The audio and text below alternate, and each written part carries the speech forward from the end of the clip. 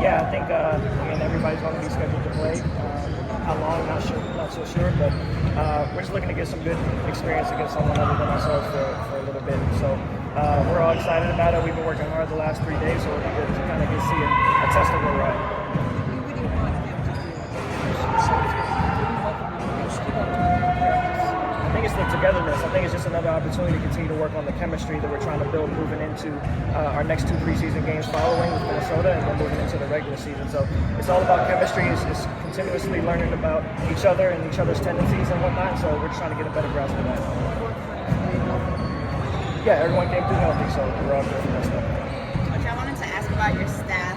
Most of the people that you added are new, like people that you brought in, but you did keep David. Why did you feel like it was important to keep him? Yeah, we kept David and we kept John, our video coordinator, and those are 2 people that a lot of the players spoke extremely high of when I got the job, and a lot of the front office staff spoke high of as well. And so it didn't take long for me to get to know them and to understand that those are 2 that we wanted to keep around, and they're extremely good for our players, and they just have a great attitude, a great spirit about them. So they've been awesome.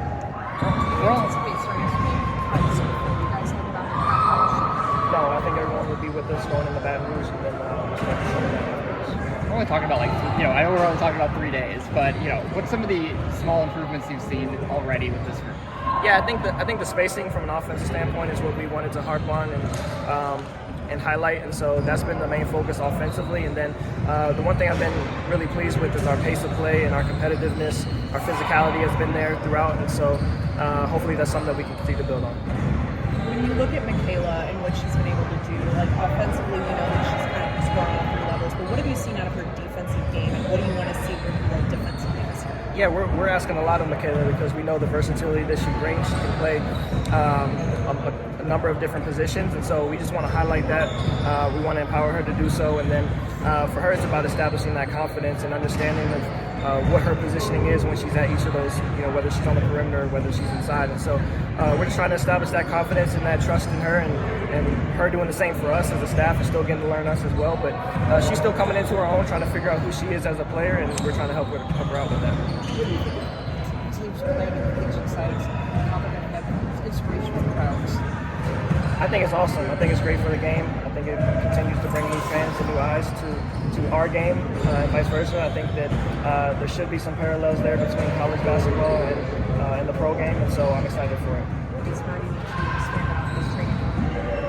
Continue being her. I think that we draft her because of her ability to stretch the floor at her position, and so her having the confidence to take those shots. I know as a rookie and a first-year player, it's kind of hard to pick and choose your spots from that standpoint, but we just try to give her the confidence of staying true to who she is, playing her game, not thinking too much because things are coming fast, but when she's open, she's got to shoot it, and she's got players around her that are willing passers and willing to give her the ball when she's open. She's got to take advantage of those moments. The way that this roster is currently constructed is a little bit guard heavy. Do you feel like that needs to change a little just for you guys to have the balance of depth in the front court as well, especially not having a backup forward right now?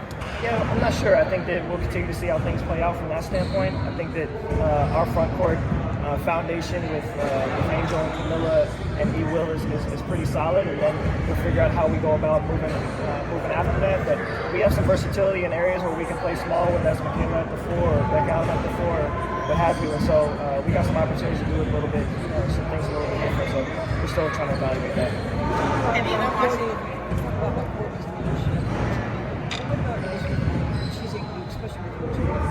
Man, I mean, she's a 10+ year vet, so there's experience there that's invaluable to us, and she's been great. She's been a voice of leadership in the locker room. Really, ever since I got the job, she's been one of the more vocal players that we've had in the locker room, and someone that I communicate with regularly. And so she's been great. Mariah Jefferson's another one that's been great.